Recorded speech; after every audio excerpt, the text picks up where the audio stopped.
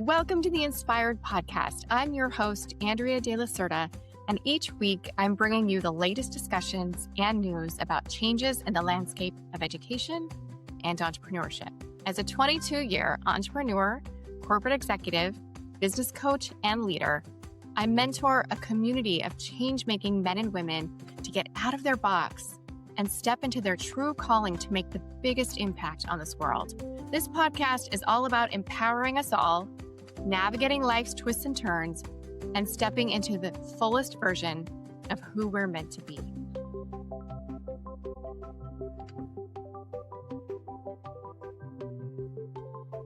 Most people think entrepreneurship is about creating financial freedom. Some believe it's about escaping the corporate world, and others dream about flexibility, autonomy, or making a bigger impact. But after spending more than 2 decades helping leaders build organizations, and after building multiple businesses myself, I've come to believe something very different. Entrepreneurship isn't just a career path. It is one of the most profound personal development journeys available to us, because every business you build eventually asks one question: who are you becoming? Today's episode explores why entrepreneurship doesn't simply reveal your strengths. It exposes your fears, your limiting beliefs, your childhood conditioning, your relationships with money, your need for approval, and ultimately, your capacity to trust yourself. The business is simply the classroom, but the healing is the curriculum. One of the biggest misconceptions about entrepreneurship is that people fail because they don't know enough. They need another marketing strategy, another sales framework,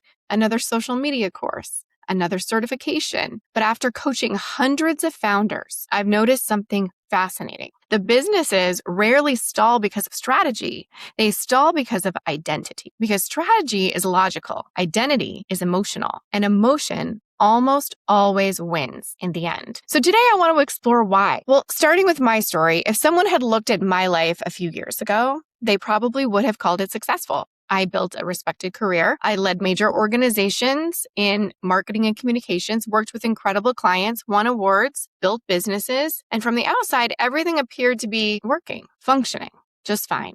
But inside, I was quietly disappearing. And looking back, I realized that I wasn't building my life. I was building a life that made sense to everyone else and even made sense to the business. But growing up in a conservative religious environment, I learned early that there was a right way to live. There was a right way to think, a right way to lead, a right way to be a woman. Later, in marriage, I found myself questioning my own voice. Like, wait a minute. The right way to live suddenly was feeling maybe that it wasn't fitting. I started questioning myself. I often believed someone else's perspective carried more weight than mine. Then came corporate leadership, a world where I learned to become exceptionally capable, to perform, to over-deliver, to prove my value. And it worked, actually, professionally, for a while.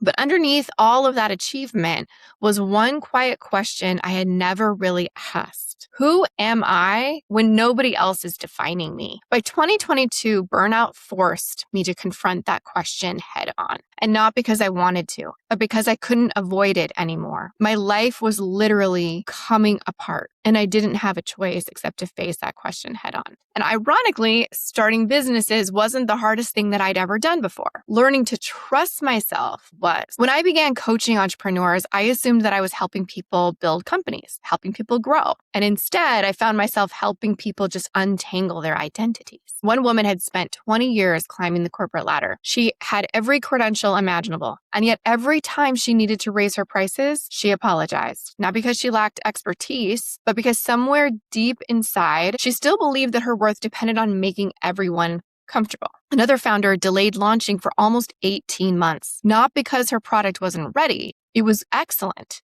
But she was afraid that visible success would create distance between herself and the people that she loved. I've coached nonprofit leaders who believed asking for major gifts felt selfish, even while serving communities desperately in need of these resources. I've worked with executives who could confidently manage billion-dollar budgets, but froze when suddenly they had to introduce themselves without the prestigious job title. Different industries, different backgrounds, but the same underlying question: am I enough without the external validation? This isn't simply anecdotal. either. The science increasingly supports this idea. Psychologist Carol Dweck's research on mindset shows that people who define themselves by proving their intelligence or competence become far more risk averse than those who see growth as part of learning. And it kind of makes sense. If you need that validation so much, then you're not going to take the risk to fail. But entrepreneurship constantly demands a growth mindset because failure isn't an exception. It's actually part of the process. It's part of what's required of you to do. Research from Gallup has consistently found that a majority of employees worldwide are not engaged at work, suggesting millions of people spend much of their waking lives emotionally disconnected from what they do. And at the same time, Deloitte's global burnout studies continue to show extraordinarily high levels of stress among professionals, particularly women, who often carry both workplace responsibilities and disproportionate caregiving and emotional labor at home. McKinsey's annual Women of the Workplace reports repeatedly highlight another reality. Women are promoted at lower rates into leadership, while simultaneously taking on more mentoring, inclusion work, and emotional support inside organizations. So it's no wonder so many women eventually begin asking, hold on, whose definition of success have I been chasing? Perhaps the business isn't the first act of courage. Perhaps questioning the old definition of success is. Sarah Blakely has spoken openly about her father celebrating failure at the dinner table. Imagine. Instead of asking whether she succeeded or how she succeeded, he asked what she had failed at that week. She credits that mindset with giving her permission to take risks. Oprah Winfrey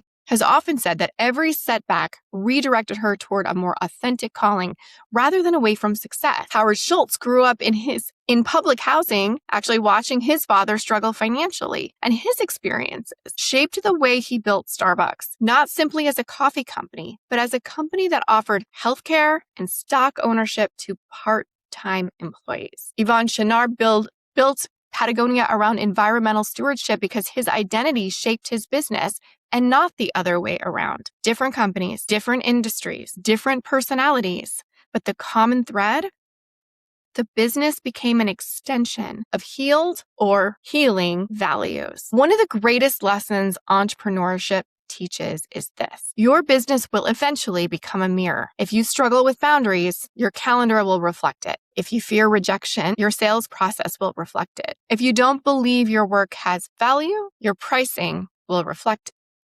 If you constantly seek approval, your marketing will reflect it. The business doesn't create these beliefs. It simply makes them impossible to ignore.